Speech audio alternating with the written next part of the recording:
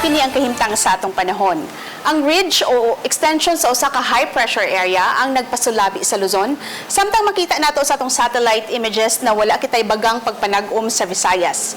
Busa sa atong forecast sa mosunod na 24 oras diri sa probinsya sa Cebu, guban ng dapit sa Visayas, padayon gihapon kitang makasinati og init na panahon, din aduna lang kitay panagsang pagpanag-om ug mga patak-patak na mga pag-ulan, pagpanugdug og kilat labi na sa hapon o sa gabi. Samtang aduna kitay gi-monitor nga usa ka low pressure area ug gi-estimate nato ni nga nahimutang sa 1,385 kilometers east-southeast sa Mindanao. Napakini sa gawas sa Philippine Area of Responsibility.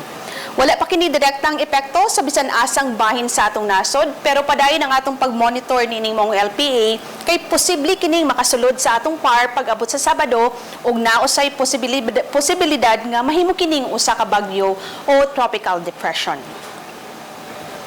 Para sa kahintang sa atong hangin o kadagatan, nagpabiling hinay nga to sa kasarangan na hangin, nagagikan sa silangan nga to sa Bagatang Silangan, ang magpasulabi sa Tibok Visayas, ug ang kadagatan magmalinawon nga to sa kasarangan ang pagbalod. O para sa atong low tide ugma, sa alas 6:07 sa buntag, adunay gimubuo na 0.5 meter, ug high tide sa alas 12:52 sa hapon, adunay gitas-on na 1.79 meters. O para sa itong temperature forecast sa Metro Cebu, mag-range between 26 to 33 degrees Celsius. Sa Bohol, 25 to 32 degrees Celsius. Ang Dumaguete City, 25 to 33 degrees Celsius. Samtang sa Bacolod ug Iloilo City, 26 to 33 degrees Celsius. O diri sa may Eastern Samar, 25 to 33 degrees Celsius. Sa Tacloban, 26 to 33 degrees Celsius. O diri sa Maasin City, 25 to 32 degrees Celsius. Kato nga maong temperature range, posible gihapong maghatag natong taas na heat index between 39 to 43 degrees Celsius.